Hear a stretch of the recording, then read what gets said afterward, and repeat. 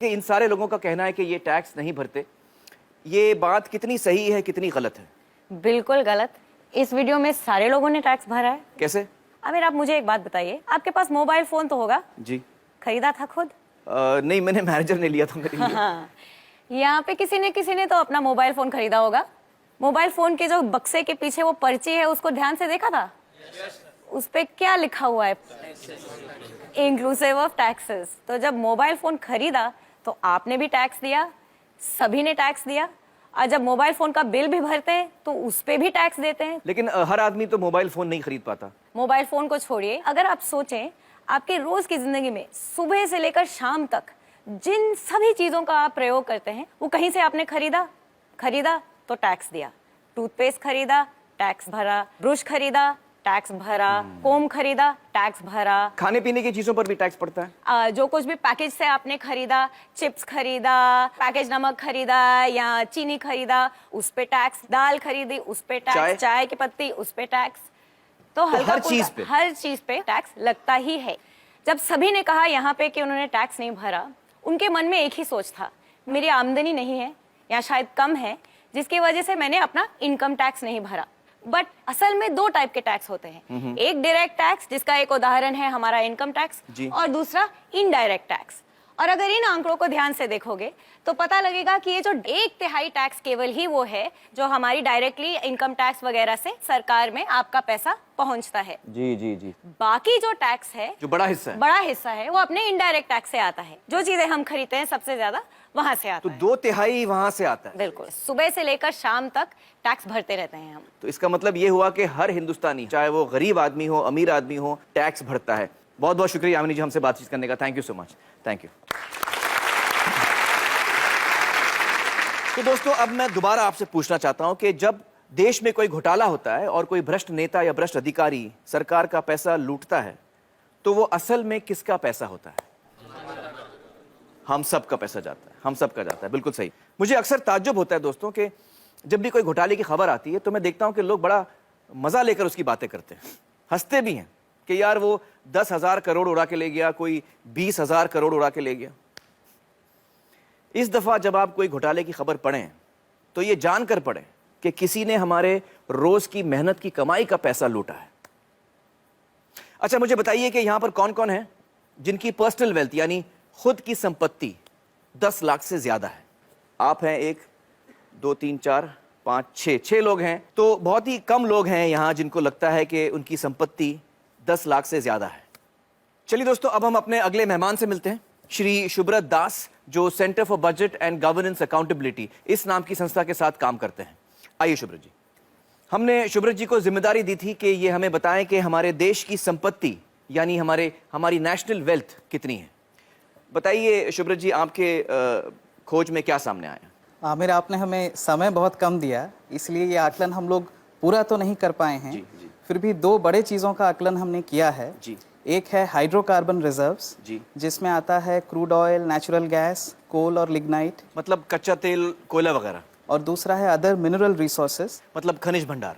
कुछ 84-85 अलग अलग तरह के मिनरल रिसोर्सेज हैं, जिसका लगभग आधा हम लोगों ने इस एस्टिमेशन में कवर कर लिया है। आधा ही किया आपने? जी। मतलब जो मैंने आपको काम दिया था वो आप पूरा नहीं कर पाए? उतना ही डेटा मिल रहा है। मैं समझ सकता हूँ, मजाक कर रहा हूँ मैं।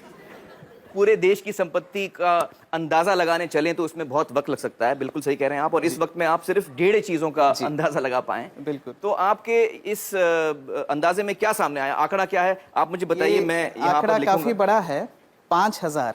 5,000 से शुरू कीजिए। अब मैं जब तक आपको ना रोकूं आप उसमें और 0 ऐड करते जाइए। जब तक ना रोकें आप? जी। अच्छा, कुछ और जीरोस लगाइए। तो ये तो बोर्ड खत्म हो गया शुभ्रत जी।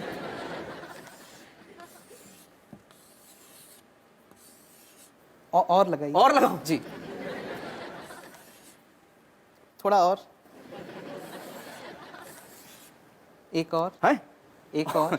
आप सच कह रहे हैं? जी, बस एक और। एक और? जी, एक और लगा दीजिए बस। तो ये कितना बड़ा आंकड़ा है मुझे बताइए आप। ये है 5,000 लाख करोड़ रुपए। 5,000 लाख? 5,000 लाख करोड़ रुपए। रुपए, 5,000 लाख करोड़ रुपए। मुझे अभी तक समझ में नहीं आ रही है कितना बड़ा फिगर है। अच्छा, हमें बताइए कि हमारे देश की जो आबादी है वो करीबन 120 करोड़ की है, तो अगर हम इस आंकड़े को 120 करोड़ लोगों में बांटें तो उसका मूल्य कितना होता है? 40 लाख रुपए। 40 लाख। तो इस वक्त हम आराम से कह सकते हैं कि हम सब 40 लाख के मालिक हैं अपनी अपनी जगह पर, जब हमने सिर्फ 1.5 चीजों का अंदाजा लगाया। चलिए, बहुत बहुत शुक्रिया शुभ्रत जी हमसे बातचीत करने का। Thank you so much. दोस्तों, शुभ्रत जी की पूरी रिपोर्ट आपको हमारी वेबसाइट पर पढ़ने के लिए मिलेगी। तो अब आप समझ रहे हैं कि आपकी, हम सब की संपत्ति कम से कम 40 लाख है, और 40 लाख तो सिर्फ 2 बल्कि 1.5 चीजों के अंदाजे पे है। अगर हम देश भर की संपत्ति का अंदाजा लगाएं, जिसमें करोड़ों एकड़ जमीन है सरकार के हाथ में, पब्लिक सेक्टर की जो कंपनीज हैं, स्पेक्ट्रम है, और भी बहुत सारी चीजें हैं, इन सब का अगर हम अंदाजा लगाएं तो मैं इकोनॉमिस्ट तो नहीं हूं, लेकिन हो सकता है कि हम सब इस देश में करोड़पति हों। बच्चा, बूढ़ा, हर इंसान, हम सब करोड़पति हैं। दोस्तों, अब हमें समझ में आ गया कि हमारा देश गरीब तो नहीं है, लेकिन फिर भी जनता इतनी बदहाली में क्यों है? आइए इसका जवाब ढूंढने की कोशिश करते हैं। हिंदुस्तान की धरती को तरह तरह के कुदरती खजानों का वरदान मिला है। हमारी धरती के अंदर ऐसी कीमती प्राकृतिक संपदा छिपी है जो हम सबकी साझी है। लेकिन जहां हमें एक ओर ये वरदान मिला है, वहीं दूसरी ओर जनता के इस खजाने को कुछ गिने चुने लोग और उनकी निजी कंपनियां लूट रही हैं। इसकी एक शर्मनाक मिसाल कर्नाटक के बेल्लारी में सामने आई। प्राकृतिक संपदा से समृद्ध दक्षिण भारत के इस खूबसूरत इलाके का आज ये हश्र कर दिया गया है। बेल्लारी के पहाड़ों से बेहतरीन क्वालिटी का कच्चा लोहा निकलता था। कुछ प्राइवेट कंपनियों ने अवैध तरीके से खनन का पूरा कारोबार अपने हाथों में ले लिया। मुनाफा बढ़ाने के लिए कई गैर कानूनी हथकंडे अपनाए गए। इस घोटाले की जांच कर्नाटक के तत्कालीन लोकायुक्त जस्टिस संतोष हेगड़े ने की। उनकी जांच में यह बात निकलकर सामने आई कि किस तरह से देश की संपत्ति को लूटा गया। कहीं प्रतिबंधित इलाकों में खनन हुआ, कहीं बिना अनुमति के जंगलों को उजाड़ दिया गया, और कहीं तय सीमा से कहीं ज्यादा खनन किया गया। उनकी रिपोर्ट के अनुसार इस घोटाले से जो नुकसान देश को हुआ, उसकी कीमत है 16,000 करोड़ रुपए। सार्वजनिक संपत्ति को निजी स्वार्थ के लिए हड़पने के इस तरह के कई मामलों को काफी नजदीक से देखा है जस्टिस संतोष हेगड़े ने। Thank you so much for joining us justice Hegde. Sir, आपने हमारे देश के एक बहुत बड़े घोटाले की जांच की है जो बेल्लारी माइनिंग स्कैम के नाम से जाना जाता है। आपकी तहकीकात में क्या सामने आया? जिस तरीके से वहाँ हमारे देश के प्राकृतिक संसाधनों की लूट हुई, जो असल में नागरिकों की संपत्ति है, वो विश्वास के परे है। उनके दिमाग में सिर्फ एक ही चीज थी, पैसा बनाना किसी भी कीमत पर। सरकार को जो पैसा उस वक्त हर एक मैट्रिक टन के खनन के लिए दिया जा रहा था, वो था सिर्फ 27 रुपए प्रति टन। और उसी 1 टन के लिए एक्सपोर्टर्स माल कहाँ भेज रहे हैं, कितनी दूर भेज रहे हैं, उसके हिसाब से 6 से 7 हजार रुपए कमा रहे थे। ओ बाप रे। जब वो लोग इस काम में उतरे तब कुछ नहीं था उनके पास, पर देखते ही देखते 2-2, 3-3 हेलीकॉप्टर, हवाई जहाज, उनके उड़ने के लिए रनवे, सब कुछ बना लिया उन्होंने। सोने के सिंहासन बना लिए उन्होंने अपने लिए। मैंने जो अपनी रिपोर्ट दी थी उसमें क्या सामने आया कि कर्नाटक के 3 मुख्यमंत्री दोषी पाए गए। उसमें वो मुख्यमंत्री भी शामिल थे जो उस वक्त सत्ता में थे। 9 और मंत्री भी दोषी पाए गए थे।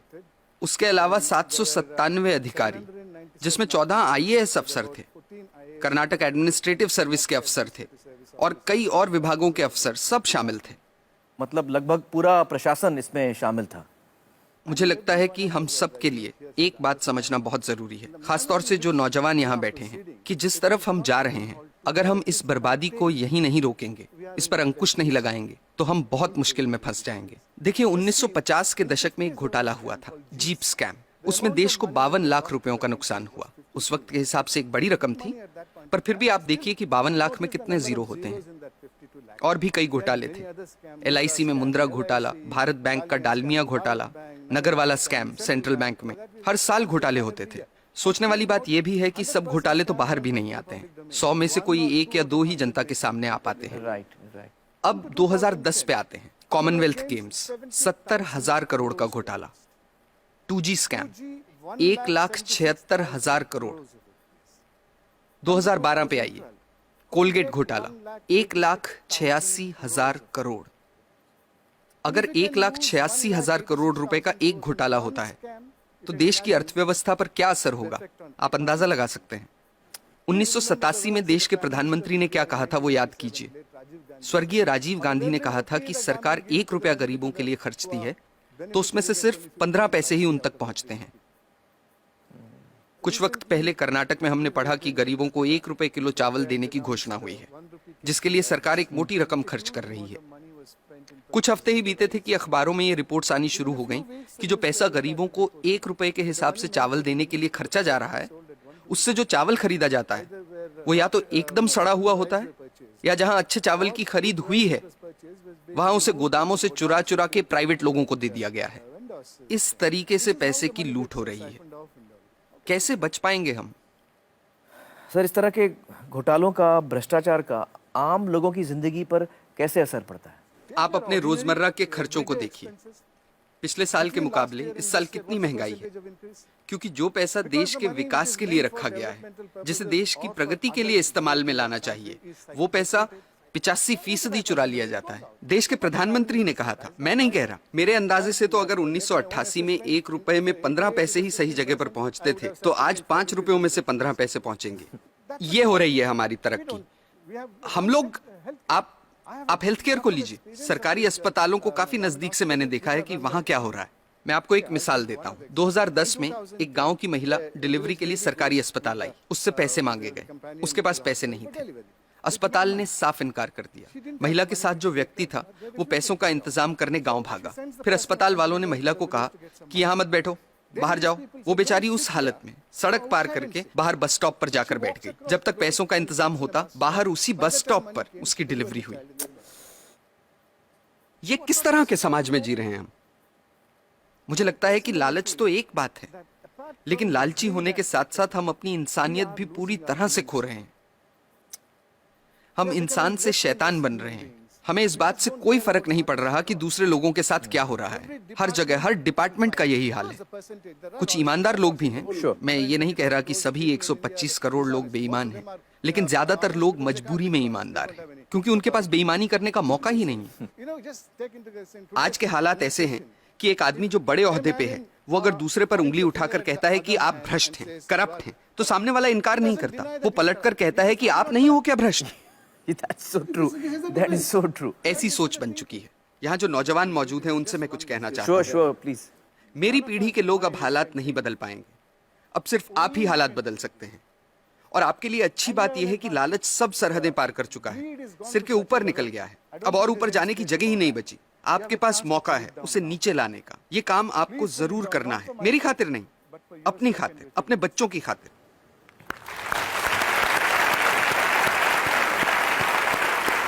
सर, हमें सख्त ज़रूरत है आप जैसे लोगों की जो हमारे लोकतंत्र को बचा के रख सकें। बहुत बहुत शुक्रिया हमारे साथ बातचीत करने का। Thank you so much sir. दोस्तों, सोचने की बात है कि जिनके हाथों में हम अपनी संपत्ति की चाबी दे रहे हैं, वो हमारी संपत्ति को कैसे लूट रहे हैं।